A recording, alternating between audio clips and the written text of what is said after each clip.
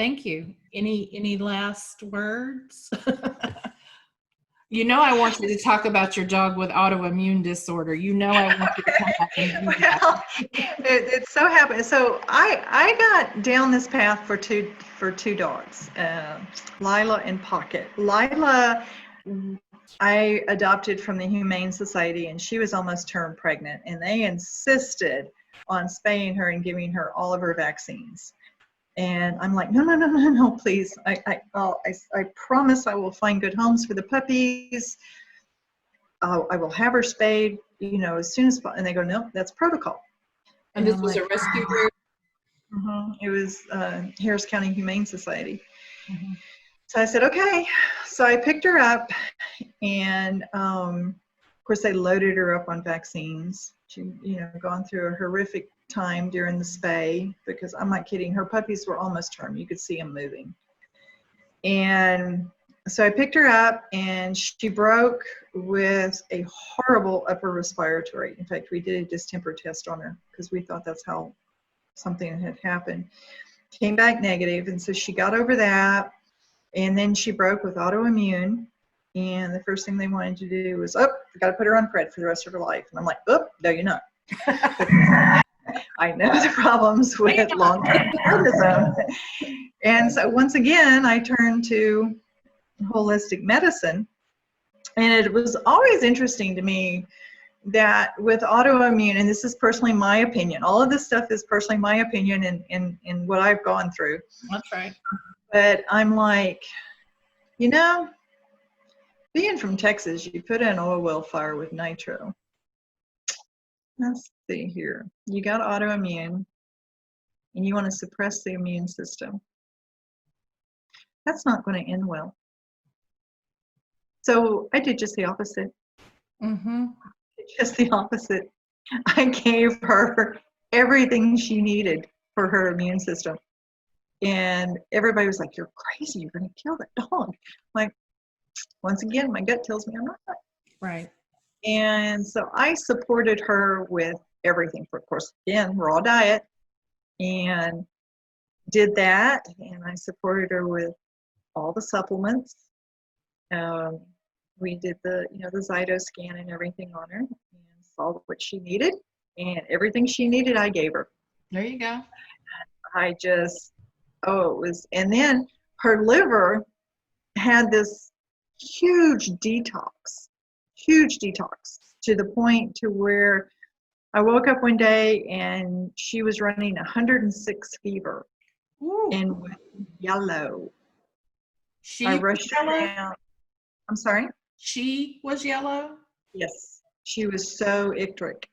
So I rushed her down to Gulf Coast. By the time I got there, she was like in septic shock. Oh, goodness. And they got her stabilized and everything, and they did her lab work, and they said, we don't know. This is bad.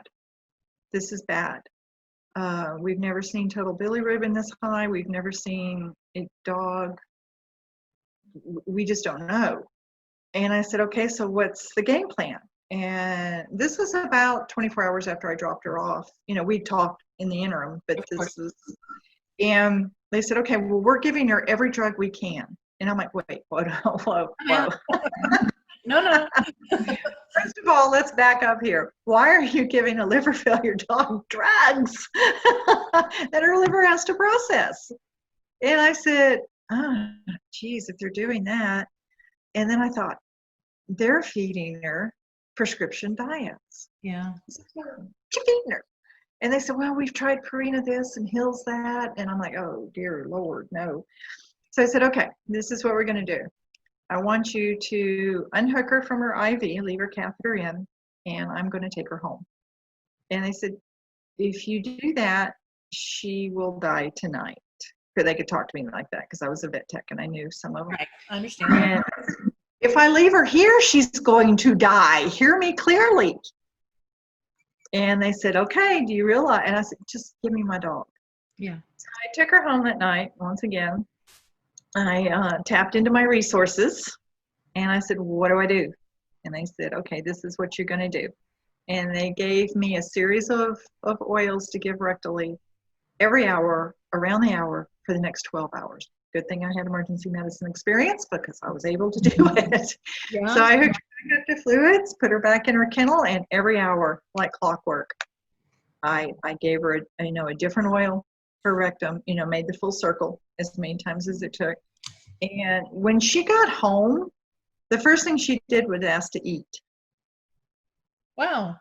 So I went in and filled her bowl up. At that time I had some Stella and Chewy's raw chicken. Mm-hmm. Put it in there, and she scarfed it down. I said, "Oh, you're going to be fine. You're going to be just fine." She needed So I kept the body. some nutrition, something her body could recognize and utilize. And so we kept her fever down. We did the peppermint on the bottom of the feet and everything, and I kept her in peppermint if it started to rise up, and turned up her fluids a little bit.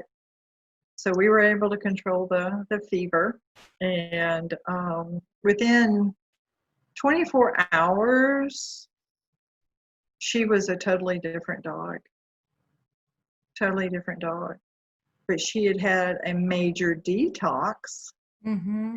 and it kept creeping up, and then it hit her. Right. And once again, being able to recognize your body or a dog's body going through a detox is pretty important, but it's very, very scary. Sure. It's very scary. Never known anybody to die from a detox, but known people that wanted to wish they had, because it's rough. It's rough. Yeah. And so she turned around, and shoot, she did great. She did absolutely great. And how old was she when you got her? I'm going to guesstimate her age when I got her about 3. Mm-hmm. And so she's about 7 now, because this is what really made me walk away. These 2 cases, I was like, I'm retiring from Western medicine. See ya. Right. Is she a little Boston too? Do I remember that? She's a Boston Cross. Yeah. She's the cutest little thing. And so yeah, she's doing great. I still keep her on liver support. I scan her, and whatever the scan calls for, and sometimes it's mostly Juva Power, and I just put that in her food. Gotcha. And I keep a scan going on her every 30 days, and then we check her. We do a live blood analysis on her, see how her blood's looking. Mm-hmm. I know a lot of times when I'm talking to clients about nutrition and detox or whatever, I'm like, we may need to take some baby steps. You didn't have that opportunity to sort of slow it all down with her because she was in such a crisis when you got her. But is there anything you can say about that in general, and I know you wouldn't change anything because what you did worked, but would you maybe recommend a slower approach to people based on the extreme response she had to detox, or was that the way to go? And I'm just actually, okay. Actually, when you switch food from a kibble to raw,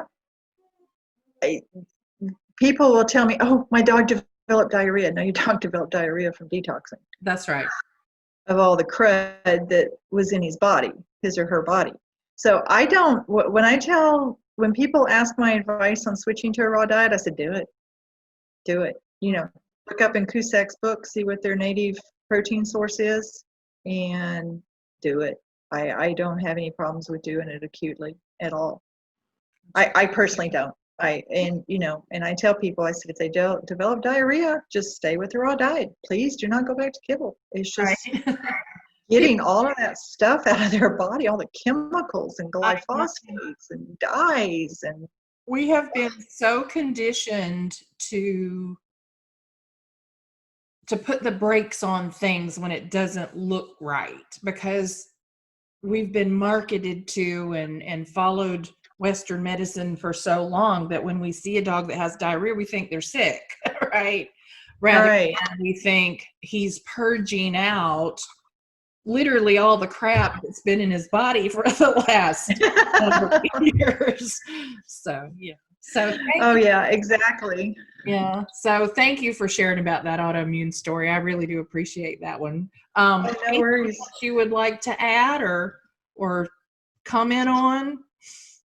I feel very blessed in the fact that I've been able to follow this path and have so much support.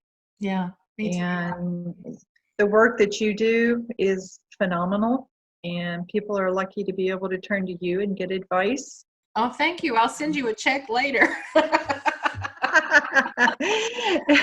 But you're absolutely right. It's hard to reprogram people's thinking sometimes because, like I said before, we are the victim of the best advertising money can buy. Yeah, the marketing machine. Exactly. And everybody's like, well, I feed Purina, and I'm like, I'm sorry.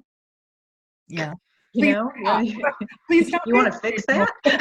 You want to do something about that? So, but yeah, I've been very blessed to go down this path, and of course the raindrop, learning how to do the raindrop is phenomenal. Yeah. That's very helpful for these guys in detoxing.